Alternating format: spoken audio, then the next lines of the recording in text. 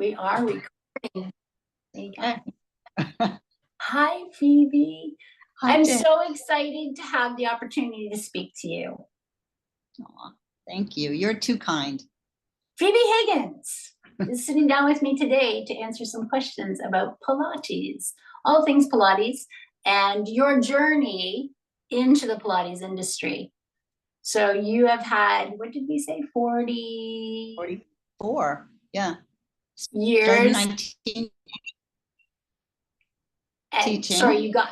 Sorry, can you say that again, Phoebe? You just got cut off. 44 years teaching, and I studied for 4 years previous to that. So your journey, can you explain a little bit about your journey into Pilates and how it's led you upon this magical tour that you're still on? I'm still on. Spreading Who Pilates. never thought? Love it. Absolutely. Feel free to tell us. Well, I had met Romana when I was a child. I took ballet classes from her. And then when I went to college, there was a class called Body Correctives that was taught by a Romana Kryzanowska. And so I went, well, I liked her ballet class. This could be interesting. Let me see what Body Correctives is.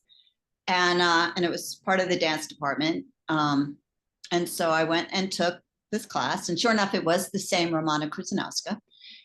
And my abdominals were so sore the next day, I could not laugh.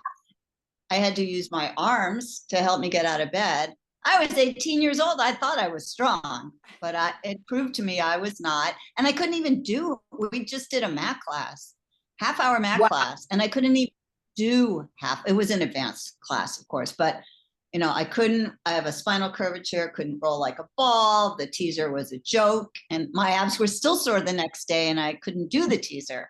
So it just gives you an idea of how much I had to learn. But Romana was always so wonderful in that regard. She always was like, you'll get there. You may not encouraging. She would help me, even though, she had 30 other people in this mat class, but she'd come over to the Phoebe who was having so much trouble and help me, and she'd help the others when they needed help as well. But she was always so supportive to all of us, which was, just really lovely. That's what it is to be a teacher, isn't it? Yeah. And she just made it so joyful, but she did that, in her studio as well. So I went when I was still in school. There were a few times where I was in the city, and I would go because she was nice enough to offer us as students. I think we paid $5 for a session. Yeah. And she'd give me a teacher too. It wasn't like she expected me to remember stuff, which was also really kind of her. So then when I got out of school, I wrote Romana a letter. And when after I graduated, because I didn't know what I wanted to do, I majored in art history. I knew I did not want to continue with that. But so I asked her if I could maybe learn how to teach Pilates. And she wrote me a letter and said, let's see, come in, let's see what happens. Now, I know today that Romana never wrote letters because I ended up being the one who wrote all her letters. So if I'd known that, I would have kept this letter. But, we live and learn. Absolutely. And you did have the rare opportunity to be next to Romana, an apprentice, a real apprenticeship every day. Under her. And can you just explain a little bit about what the routine was, or what your day was like, even being there in that close proximity to her? Yeah, well, there were a lot of senior teachers. People had different shifts. There was a 7 to 12, because Romana believed in a 5-hour shift, and then a 12 to 5, and then they'd overlap the evening one. There was an evening that went 4 to 8. But Romana, after my first few months, she had me overlapping. She had me coming in at 9 and leaving at 3, so that I would work with her and Mary Lundy and Brenda Kurz and her daughter Shari Pache in the morning, and then work with John Winters, Danny Burke, and No, Lori Scandura was later. She would come in when I was leaving. So yeah, because it was a little quieter early afternoon. So Sure, yes. Only wanted the 3. Well, I wasn't quite a teacher yet. I was more sitting at the desk, answering the phone and doing that kind of thing. And just watching everybody else teach until the one day she went, okay, you're ready, teach this guy. And she only made me teach the mat to start. I know other people, like Carrie said, she started with a full session with her, but she knew I wasn't ready for that. And that was what was nice about that kind of apprenticeship, is that she decided when you were ready and what you were ready to do, you know. And she was right there too. You know, she was supporting me. And when I looked at her blankly at one point, she just went, now it's the hip circles or whatever it was. And, you know, and she knew I was more comfortable with the mat because we did that every week at Purchase all the way through. So sure. Anyway, but it was, yeah, it was much more, yeah, I don't think I would have done well in a program where you're tested and scrutinized. And I said that to her at one point. I said, I'm glad I did it when I did it. I'm glad that you're my teacher. I wrote her another letter. She called me and she goes, you made me cry. I don't cry. So, okay. Oh, that's lovely. But you can really, I mean, I've known you now for years and years and years. We're over 20. We're definitely over 20. Yeah. We'll just leave it at that. And I've only known you to be nothing but kind and lovely and such a compassionate teacher.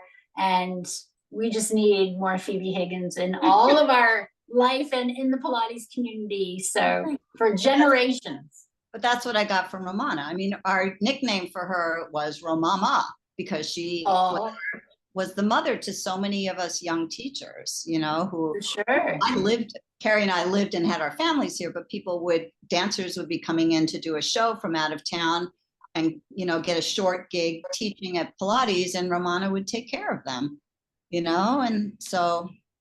And there's a group share too. It felt like a much more collective time, especially with the work. And I think if you could think of anything that she has passed down to you to take onto your everyday experiences or your life advice, is there anything in particular that stands out in your mind? Just her actual kindness and empathy and the ability to make everyone believe that they would be able to accomplish all, you know, you'd go and see someone doing something phenomenal and she'd go, oh no, you'll do that sometime. No, and you always believed that you could. And with me, as far as I know, I've done all the exercises. And so she was right. And I have a curvature, I have a rod in my back, and there are a lot of things you'd think I wouldn't be able to do, but thanks to her. And I think also, you know, thanks to that, I really don't have problems with my back, which I think a lot of people with scoliosis do. So sure. I truly believe in Pilates for scoliosis as well as everybody else. Right. Everybody across the board. But you're one of the few teachers, and I know I had expressed this to you recently speaking with you, is that you're one of the few teachers that solidly every session, it doesn't matter if I came in wherever I was at, injured, when I would do I'm only doing the archival work, super advanced, anything and then back to injury again. But you always, and it wasn't just with me, you've always taught to the person in front of you, individual, and you've never just made it about the system. You are somebody that is such an intuitive teacher, and that comes from, I feel, really understanding and knowing the work, and at the same time honoring the person that is in front of you, sharing that space with you.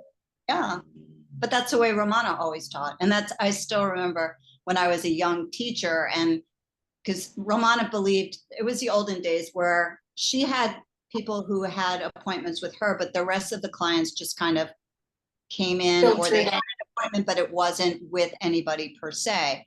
Right. And she said, you should always know what everyone's doing, what they just did, what they're going to do next, and be able to help them. And she could do that even though she had her person. But I do remember several times her yelling a correction across a room at somebody and looking at that person doing it and not being able to see what she wanted corrected. and then her telling them when they had done it correctly, and me looking at them and going, I didn't see the difference. And I remember thinking, I hope there's some day that I will be able to see some of that. I wasn't even expecting to be up at her level, because Romana was such an intuitive. She just, I'll tell you my PK story, where Romana hadn't seen this client. This client had called me up out of the blue. She was one of Romana's clients. And I guess some people thought she was challenging. I thought she was interesting. So maybe that was where it was different. But so she'd been working with me, but Romana was coming to visit. And she said, do you think Romana would look at me for a couple seconds? And I said, I think so, but let me check. And I did. And Romana said, fine. So Romana gets there, and this woman's already, she's just lying on the reformer, right? And from across the room, Romana's like, what's going on with your knee? This woman is lying on the reformer. That's fantastic. And so she walks across the room and she touches her knee. She goes, your knee, it's hot and it's swollen. What's going on? And she had me feel it, and it was hot. It was very, very minimally swollen. So of course my eyes still didn't get that, but that's the kind of eye that she had. And she always, I would walk into the studio and she'd look at me, she'd go, have you been doing what such and such an exercise? And it was always something I hadn't been doing. And it was never the same exercise twice. And she'd go, you need to be doing that one. Wow. Yeah, because she saw. Yeah, but that's the kind of, and you just walk in. It's not like, and with PK, she was lying on the reformer. There was nothing to see. I was going, how did she do that? But Phoebe, I can honestly say to you that you have achieved that yourself, because I know there were times when I came back to you after being away for a period, and I'd be like, oh, it's over here. And you're like, yeah, but we're going to work this. I'm like, okay, yeah, but it's still over here. And you're like, yeah, we're still going to work this. And I always trusted you, because that's where the work was, and you were not wrong. So I can honestly say that you have achieved that for yourself. The exact same thing that you look to Romana for. I still have work to do. Don't we all, sweetie? Don't we all, right? Absolutely. That's part of it. It's a journey. Yeah. And no 2 days are ever the same. That's for certain. But as somebody that's been in the industry for as long as you have, and has been foundationally responsible for so much of the work in New York, in our industry, how have you seen the method change over time? So say from way back, oh, that sounded bad, but from when you started, way back, pretty included, yes, I know. Before electricity. Not at all. To where it is today, to what we see that is being marketed, without going into too much detail, being marketed as what is Pilates. Yeah. It's very different. I mean, back when I first started teaching, there was, Romana called it California Pilates, but that was the only place where apparently they were doing it, but doing it differently. Because we would look at different studios from time to time. And, Romana, of course, knew Carola Trier and Kathy Grant, and those were close by, and she knew how they taught. But then other people would open studios, and, we'd go and send somebody, and it was usually fairly close to what we were doing. But, everyone tweaks it to their own, whatever. Like Robert Fitzgerald, I remember, I never studied from him, but seeing people that worked with him, it was a lot of footwork and different positions, more positions than we ever did. But for sure. But that was what he felt was helpful for his people. So, but it always seemed fairly close. And we didn't teach groups per se. We just kind of taught the whole studio. And so I remember working Saturdays, and there were just 2 teachers and 6 reformers, 5 mats, and then 3 Cadillacs, chairs. And we just rotated the room. One person stood on one side, one person stood on the other side. And, I guess we were more like monitors, but everybody got taught and felt watched. We didn't take new clients on Crazy Saturdays, but, but yeah, it's now, the only classes were mat classes, and even those were not, they were half hour. I was just about to say they were much shorter than the full hour. To go an hour, could you imagine going an hour, or even 15 minutes, full out how they used to teach? I teach. Well, that was when Carrie and I decided to try and teach mat classes at Dance Space years ago. We asked Romana, how do we fill out our fill that hour, fill that time? Yes. But she was great about giving us pointers of things to kind of stick in from other pieces of equipment. You could add this stretch in here. And so, we were always really lucky. She was very supportive, and we totally were, she was our goddess, and we adored her. And, but I feel like it was a mutual love, Absolutely. She picked good teachers to continue with her and respected them. And I was very lucky, very lucky. That's right. And she was as well, to have you all. Like to your point, it was mutual, and mutual respect and understanding and love. Yeah. And for sure what the word is. Yeah. But the Pilates work now there are a lot of different places to do it, different kinds of equipment-ish that, people have added things to reformers. And I don't know. I have not taken any of these classes. I've watched pieces of them. They look a little dangerous for your average person. Chaotic. I've taught reformer and wall unit classes, but I tend to, when in doubt, I take off the springs and I have them do it so that there's not a spring challenge, which could potentially injure, So you've always been great. You've always been fantastic about adapting the work where you make it so it's still incredibly challenging. And that's who you are. Yeah. And I feel it's still in the classical idiom, and then you can absolutely it is always worry about somebody who's more of a beginner getting hurt because they don't understand the springs yet. But they've still touched the piece of equipment, so they, feel like they're working out with equipment.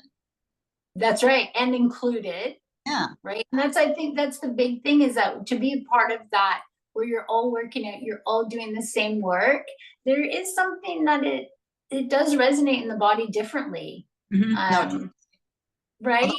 We used to have fun in the studio, though, and Romana would preside over us. If it was quiet in the studio, all the teachers would hop on to something. Yes. And we'd do a class, and Romana would decide what we were going to do. And, we'd, instead of doing the chest expansion, then the reverse, and then maybe the Swakity, we'd do it in like a circle. So we'd do chest expansion, then we'd do one side of Swakity, then we'd go do our arm circles, that kind of thing. So, but it was still great. And it's it was still pure Pilates. Absolutely. And it's challenging your mind. Oh, totally. And felt like it was such a team effort. I would love to do something like that again. I love that. I wish we could, and I wish we would. Like, you should bring that back. There you go. The responsibility. I've heard stories. from Bob. Yes, about his time in studio with you and him after hours, and Carrie, that some fun used to be busted out at those some little sporty movements. That we did have fun. We did it at Romana's. We also did it Sean's. Right? Yeah. 21. Because especially there, poor Bob, if he tried to work out, everyone was just watching him. So it had to be after hours, or it wasn't any fun, Right. And right. You want your workout to be for yourself. And his form was perfect and never was going to vary from that. But it's very different when you feel like everyone's watching you and judging you on a certain level. For him, because he was in charge of the program. For sure. So, and Romana did the same thing. She'd only do her few exercises that she liked. So I think for her audience. Yes, absolutely. Yes, absolutely. I think But I still remember there was one time we had this gal who was coming, who was going to open a studio in Frankfurt, Germany. And so Romana lay down on the reformer, and the two of them did side by side. And now Vesna was in her 20s, I want to say. Romana was in her 50s, I think, at that, maybe she was in her 60s even. And because she wanted to see if she had the form to be able to keep up a good pace. And she couldn't keep up. Romana was just blew her out of. I have no doubt. And it was so, I mean, Romana's form was so perfect. And I know by this point, this was in 1980, so she'd been doing it for over 40 years. Sure. Fine. But still, it was just, the teachers who were there were just kind of like, I think the whole studio just kind of stopped. And it only took her maybe half an hour to do a full advanced reformer, everything. That's amazing. Advanced, not just advanced. I mean, all the, the rolling off all into the bells and whistles. That's everything. It was just we were all just kind of. And she brought it effortlessly. Mm-hmm. Oh, right? Totally. I mean, it was like breathing to her almost, Yeah. No, it was inspirational for all of us. And it was, we felt bad for the girl because she was just kind of, every time she'd think, okay, I've cut. No, I haven't. She's already getting on to the next exercise. She's already on to something else. Yep. She's still playing catch up. Yep. But that speaks a lot about her integrity within the method and within herself. Yeah. That she could drop down at any point and bust out whatever she needed to, for sure. I remember one of Bob's workshops that way we were in, it was one of the archivals. And I was like, oh, show us this. And he just stepped right into it and just on point, like such perfect form, and just executed it so brilliantly. And it was Daniela and I were there, and we were just like, are you kidding? Like, you didn't this is what you, it was perfect. Just rate everything. The timing, it was just beautifully executed. So, and on that segue, speaking about Bob Leekins, you had been a lifelong friend, a very long friend with him, and in business as well, a professional relationship. Well, that's how I met him, was in Pilates. That's what I was going to ask. Yep. He came over on a dance scholarship, was studying at the Graham School, and started coming to the studio and he started studying with Douglas Ficocelli, who I've got to find. I did find him once and now I've lost him again. But and then started studying with all of us, and and we became friends and then flatmates. Friends, and we would, we would work out together, we would go to dinner together, we would, And pardon me, I'm sorry to interrupt. He asked you to carry on his teaching, his method. Do you want to speak a little bit about that? Yeah, when he had approached me, just when he was starting to put together the manuals and stuff about different exercises and teaching them and verbalizing them, because even though Bob's English was perfect, he always, thought, oh, I could do better, but could. But yeah, so then it actually ended up being his last year when he was bringing the super advanced work. We talked about it, and I said, I don't like the training programs I see around a lot, and I think that yours is the clearest.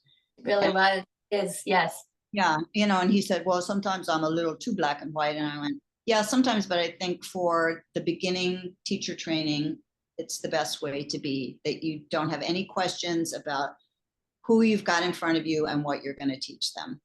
And then you start to evolve and you start to fly and really become a teacher, as opposed to being more of an instructor when you're first working on the exercises. But so he was nice enough to let me be part of this first LEAP group, and then I was already set to go teach at the studio of the woman who he was technically co-created, but it was really Bob doing it. She just facilitated it.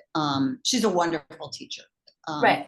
Carlson in Sweden, but it was Bob's program, and that was what she wanted, and she was the one who convinced him to do the leap, the more advanced, super advanced stuff that really is not being taught as much anymore, as well as his body movement principles, which are really challenging. And someday, but important. Someday I will be able to teach some of them, sort of. But they're really good. They're really helpful in teaching, but it's hard to teach them to other people, to make them learn them. It's easier. It's not that hard to teach to your clients. It's hard to teach to people who want to become teachers of it. For sure. But it, it deepens your knowledge into the teaching, and that it's not just peripheral, it's not arm and leg, it's coming from your deep abdominals and your deep inner intensity and your deep, your deepness. I like it. We're getting that on t-shirts. It's coming from your deepness, whatever that means to anybody, but we know what it means. You might want to blob that out. Are you kidding? That's the opening one. I feel like it gets Pilates does get peripheral, and we forget that the integrity of the movement is coming from the inside out, and it's getting those deep inner muscles strong enough to support the outer muscles that make you strong enough that you don't get injured, and but you keep that nice long lean look, which we all, I think, prefer, not Absolutely. The bodybuilder Hulk. No, the muscles. Yes. No, but it's very true to that. That's one thing that Lawrence, we had talked about this too, and as soon as we had spoken about this before, is that the spine and the integrity of the core, for lack of a better term, is what has to be present first, and then the extremities can move. And I think that's something that is for both of us is part of the method. It is really the first after the breath. That's where I'm going with it. Yeah, I think so too. But I think that's part of what gets watered down in programs, because people don't know how to express it as well as they could, or something. I don't know. There's something that's missing. Yeah, it's missing from the work. Yeah, and you see that. And I was talking to a former student, came and took one of my mat classes yesterday, who was in a program in Miami. I said, "Did you have a Pilates teacher?" She said, "Yeah, but it was really different. We didn't do much abdominal work. We did a lot of arm and especially leg work," which I'm not saying isn't valid, but no, but it does. Yes, it gives you one pause. It does. Time to ponder. Yes. Because I was going, wait, and then she was saying that now her back's been hurting. I was going, well,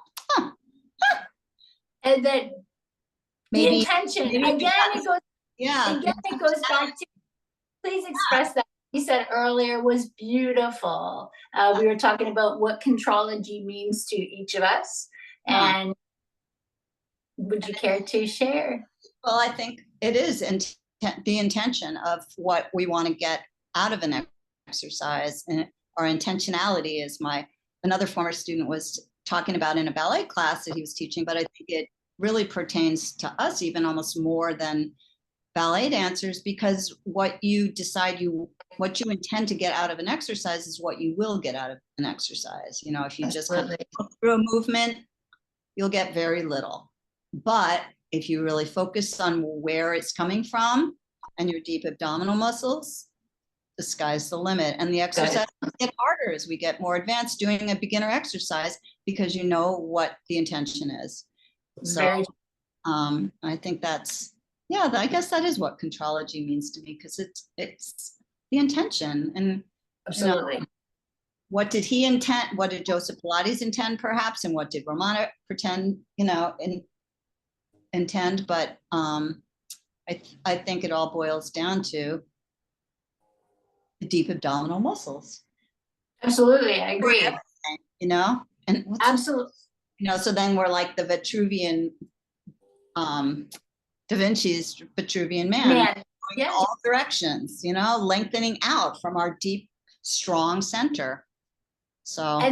And I also feel that there is something missing from the work there. It's always been mind, body. It is the mind that controls the body, and then spirit or soul. Yeah. About that before. And I think that there's been part of the movement has been recently to only speak about the mind and the body, and the soul has been, or spirit has kind of been left out of the work. And another podcast I was asked about that recently, and I said it's frustrating because Joseph Pilates specifically was very, very aware of addressing mind, body, spirit, mind, body, soul, in that it is the trilogy for it. It has to be present. And what does that work mean to evolve into where you're encompassing all those three in everyday life, where it's something to your words, your intentionality of your movement. Yeah. No, and then also how we present that to the world. Yeah. Well, that's because then we pull our abdominals in to help all our clients. That's right. That's right. Absolutely. But I feel that Bob's method is in great hands with you being spearheading it and being such a huge part. I'm just helping. I'm not spearheading. Well, to me, you are spearheading, because I do know how thrilled Bob was that you are continuing on his work. I just wish he'd been there so we could continue it together for a little bit of time, but absolutely. But I'm happy that he got to Italy, and that's where absolutely.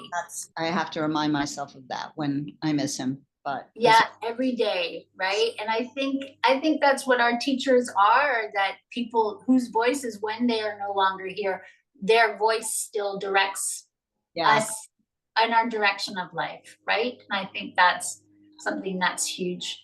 Romana has left that on you. John, would you care to speak a little bit about John Winters? I mean, I didn't know John as well, but he taught me to. And he was an organist. He was not a dancer, which is also kind of cool. Very cool. And my biggest memory of John used to crack me up. He would come in early to work out. He would lie down on the reformer. And John was in his, I think, at least late 70s. He might have been early 80s, and in impeccable physical condition.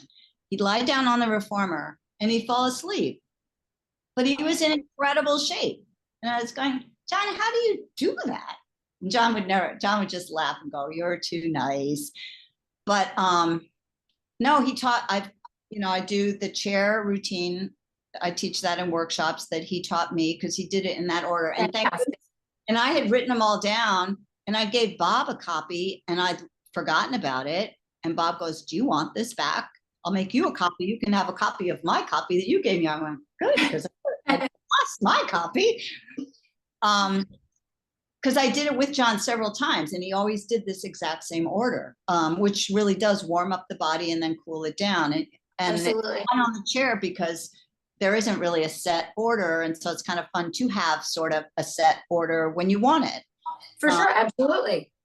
But yeah, John was another one of the really kind teachers, and he would teach stuff that was so hard, and you'd be struggling, and he'd be laughing, and you'd be going, John, this is really hard. And he'd go, yeah, I know. But he was never laughing at you. He was laughing with you, because himself. But then, he would hop on the reform, especially he taught me all the men's exercises, because I needed those for my back. But she goes, I don't know them, which was not true, but whatever. She said, make John teach them to you. So John taught me all the Swakities and the arm circles and all. And, but he would come down and he would get on the reformer and show me, and then I would try and be like, John, it's not moving. And he'd go, no. So I put it into like third gear, and even right. Get it go like that. And he'd go, keep working on it. I remember the Swakati, and that's one thing that I remember. I was like, Phoebe, what's wrong with this? Like, what is happening? Yeah. And I remember you were like, he taught me how to help myself. To help yourself to grow. Which I was like, oh, we can do that. That's fantastic. And until then Bob started teaching yourself. Yeah, yeah, it was great. And I think that's what the work is about. It's about exploration as well. I was in studio today and going over a profile, and I had been taught it two ways. Once to set up in the front, in the middle of the carriage, and the other to bang your knees up against the shoulder block. So I had gotten into a discussion as to why. And I think that's really important information. Like, we need some tactile feedback on the body, and sometimes you do need help. So how can you assist yourself to achieve what Yeah, the goal of the exercise truly is, and keep our clients safe? exactly. Yeah, that and your reverse teaser, hands down, my favorite from you. Absolutely, there's so many, but But all Pilates, it's none of it's mine. I wish it's I was all that good, but you I, are. well, I'm not creative though. I mean, you look at what the equipment that he created and all the exercises, it's just kind of like, it's It was fine. yes. Yeah. You know, And I mean, and the fact that all these other people now create all these other different kinds of exercises, physical therapists use the equipment for different things that's that help right. patients. And so it's, the guy was a genius. He really was. What do you think that he would think of his work today, as far as how it's being presented, as far as, are you of the school of thought that the work, I know what I've been told, that the work would always evolve?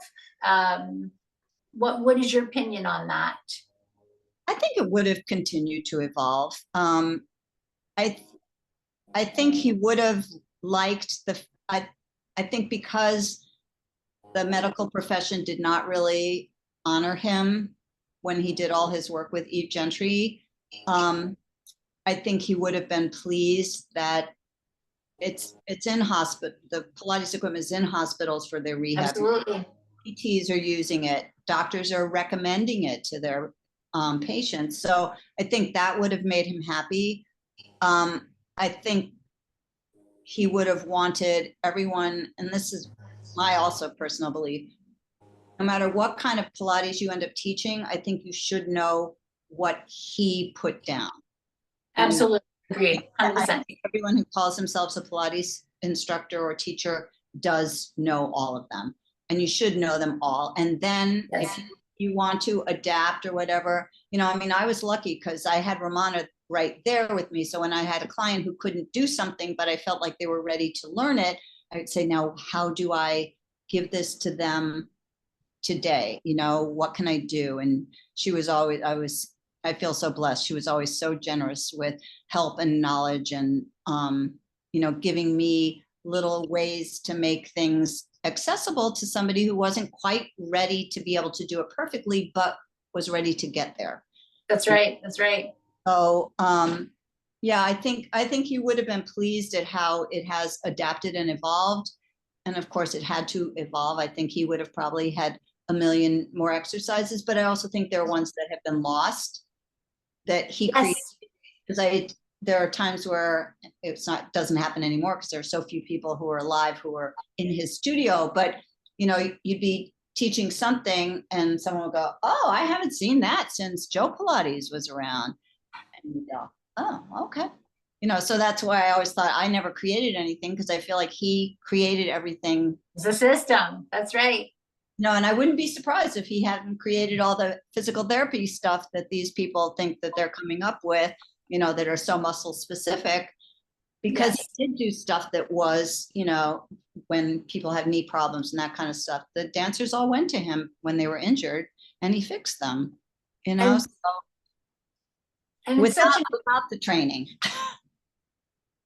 exactly. And again, talk about an intuitive teacher, an Yeah. intuitive person. That was my understanding too, is that he could see somebody across the room and already analyze them before he really even spoke to them. Yeah. And I think that's something that is missing, but it also comes with years of experience. You have to train your eye. Yeah. And touching on that, you have to want it. that's the biggest thing. I think some people I've seen that with newer teachers. They like the structure of, you teach this. I don't have to think about it. I don't have to even look at the client who's in front of me. Right, right. This is my order and this is what I'm teaching. This is right. And it doesn't come until later that they can relook at that, because they don't have their eye has not been trained on so many different bodies. And I think that is a true gift.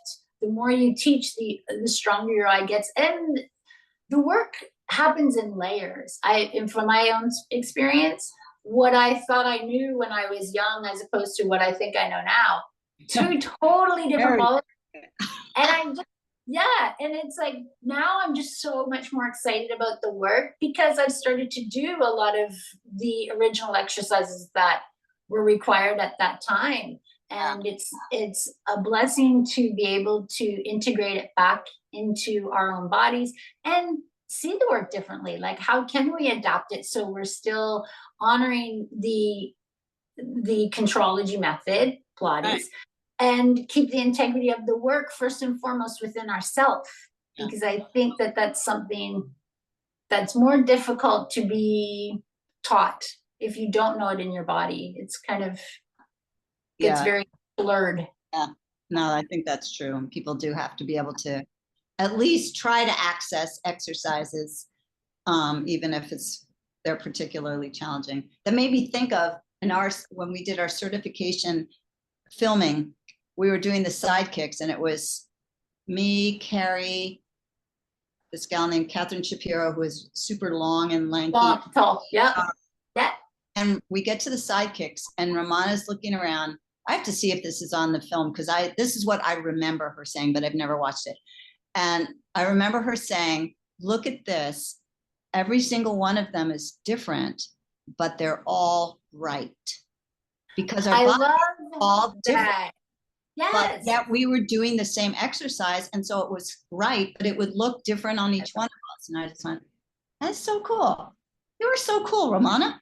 I think it's I'll have to watch and see if if my memory does serve. Maybe I'm remembering completely wrong, but I'm sure you're not. I'm sure you're right. I'm sorry, pardon me. Say that last part. I should ask Carrie if she remembers that, because she was, so. Yes. Yeah. And where do you see the work today? Again, how it differed from when you were in it. How do you see it today? What do you feel the overall understanding is of the work? Is there a lack of understanding?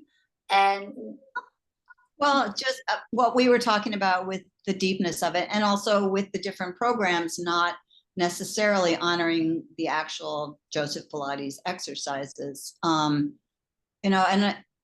there's the pros and cons of the Pilates name and it being a generic term now. But, and I do think it's better as a generic term, but I do also think that the integrity of us as teachers should be that if you're going to call yourself a Pilates teacher, you should know what Joseph Pilates created.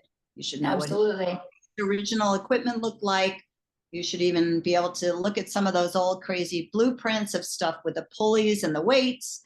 And how it evolved into the spring system. And, and of course, mind blowing that the springs did not come from hospital beds in the First World War. But we're always learning, right? Yes. And that's the whole thing. And I think that we also have to remember he was a salesperson. He was selling a method. And some of the stories that we now hear back, they just added to. No, it's a great story, but I do.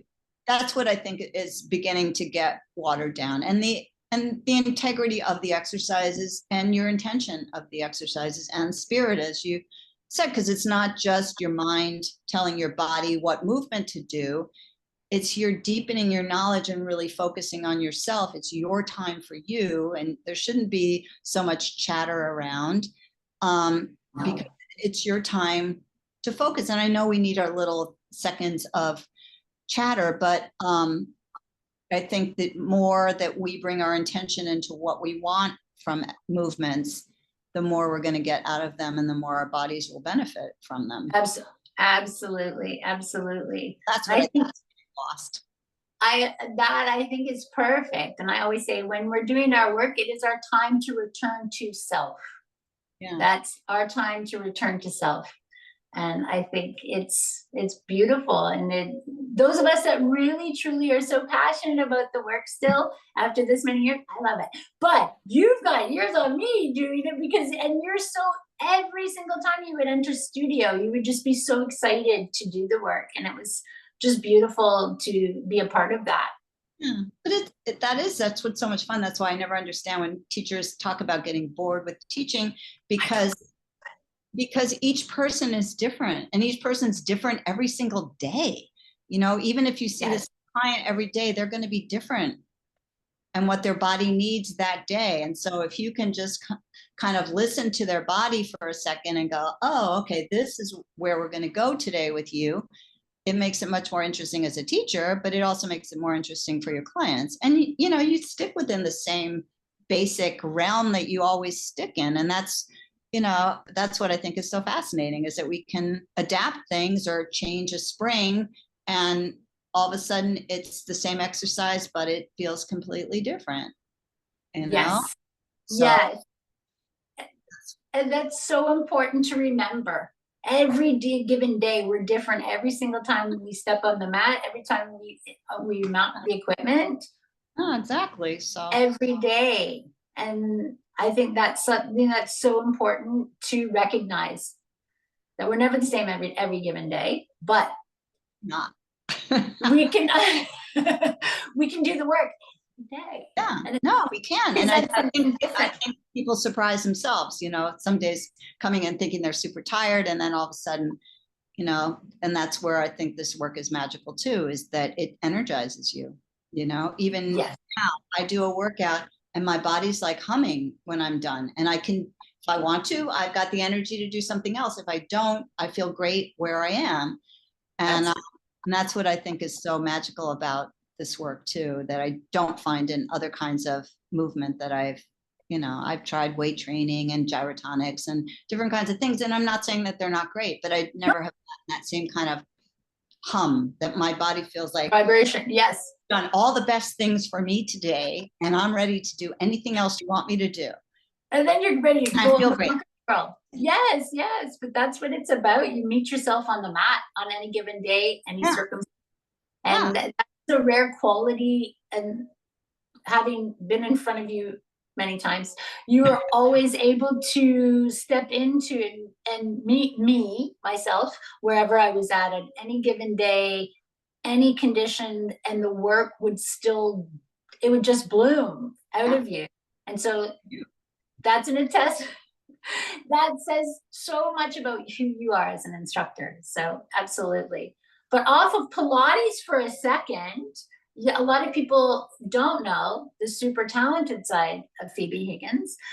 As far as your hobbies go, would you like to share any of the things that you like to do when you're not in studio or running around teaching Pilates?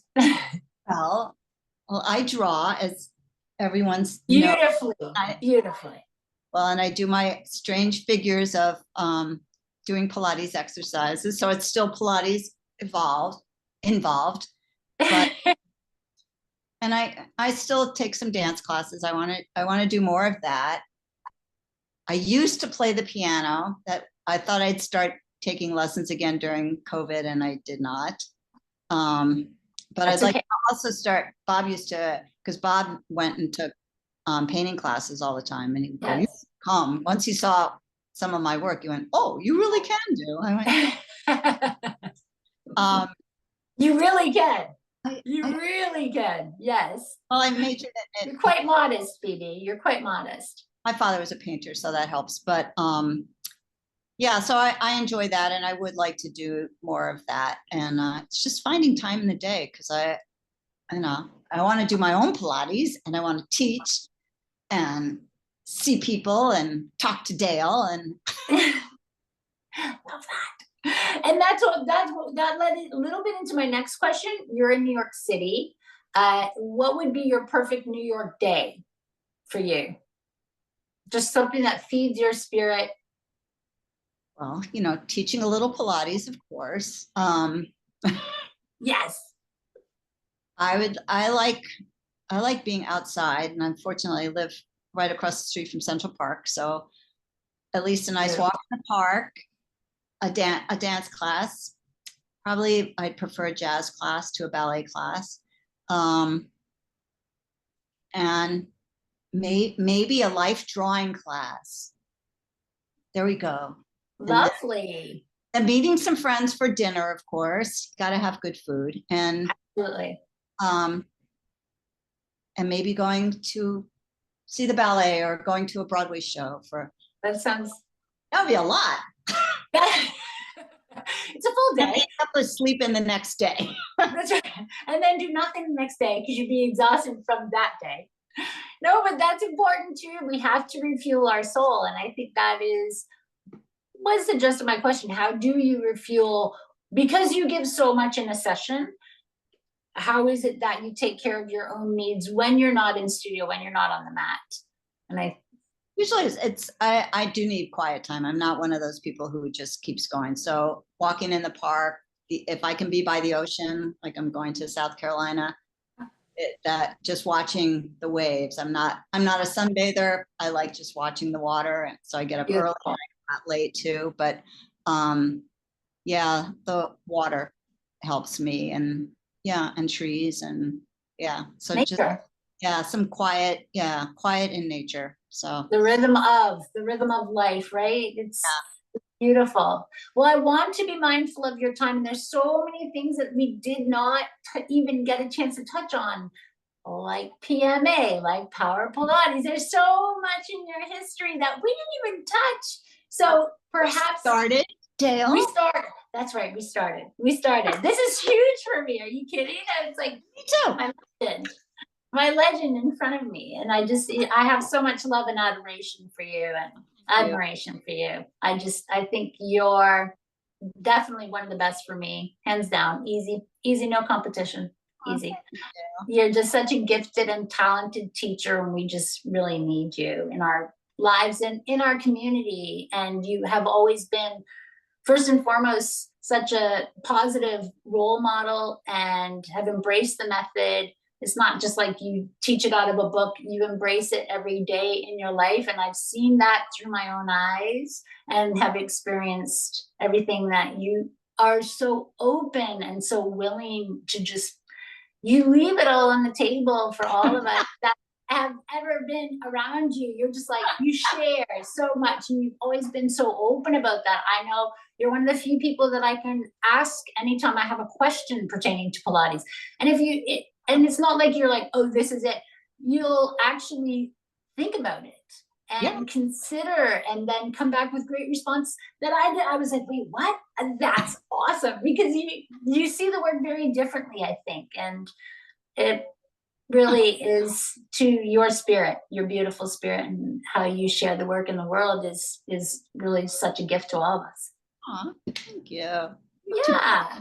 You're making me cry, Phoebe. But I just want to ask you a couple of speed questions. You want to do New York questions? Okay. They're easy. You'll pass them all. Okay. Well, Pilates, mat or apparatus? Which do you prefer? The mat. It got to me during the pandemic because that's all I was doing, and that's what I started with Romana. So it always feels like full circle. But yeah, I found I got so strong doing 5, 6, 7 mat classes a day and doing them with everybody. Yes. I got back on the equipment. It's like, no, I thought, oh, I'm going to be so sore. And I really wasn't. No, you do the mat, boy. You hit the equipment. You're like, that is just icing on the cake. Yeah. No. For sure. So I agree. At the Met or MoMA Museum. I'm more of a Met person. Me and Bob. Okay. And I worked there too. So I worked in the gift shop when I got out of college. So. That's right. I was like, what? That's fantastic. So it's always going to be the Met. Books or movies? Books or movies? I like both, but a book. I like to sit with a book if I can. Yeah. Would you like to share any books that you recently read that you love? Well, right now I'm reading Obama's autobiography, which is amazing, but really thick. And It's thick. But what was I reading before that? I've been reading some murder mysteries. Ooh. Oh God, I'm forgetting names. That's okay. Murder mystery. It's terrible. What's that? It's terrible. I can't remember the names of. No, I'm the same way. You can ask me, and I'm like, yes. I have a book club. That's the only reason I would remember it. That's it. And then ballet or jazz? Ooh, ballet or jazz? It depends. If I'm going to take a class, I'd rather take a jazz class. But if I'm going to go see something, I'd usually rather see ballet.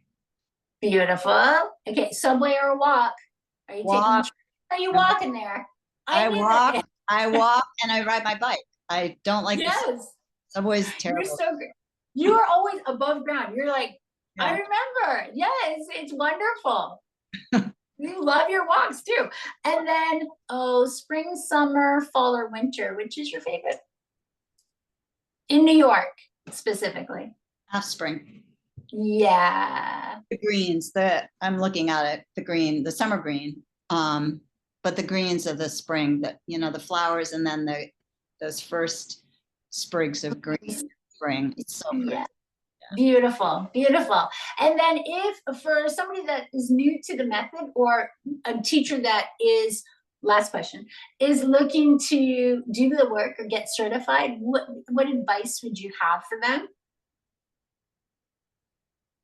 Try and study and learn on your own body before you start a program, and really feel like you, especially the mat work, but all of it, because if you don't understand it in your own body, you go into a program and you're going to be just out of your league. I saw some guy who took one of Romana's programs, and it was one I used to go watch when she was teaching her weekends. This guy had done no Pilates ever.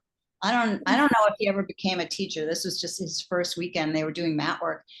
He was, poor thing, he must not, I don't know if he could walk out of the studio at the end of the day, because he was just sweating profusely and struggling the whole time. And I just thought, no, you need to know this in your body a little bit, and like when I started teaching, I'd already been learning for 4 years, and I still didn't feel competent to really teach. And nope, not at all.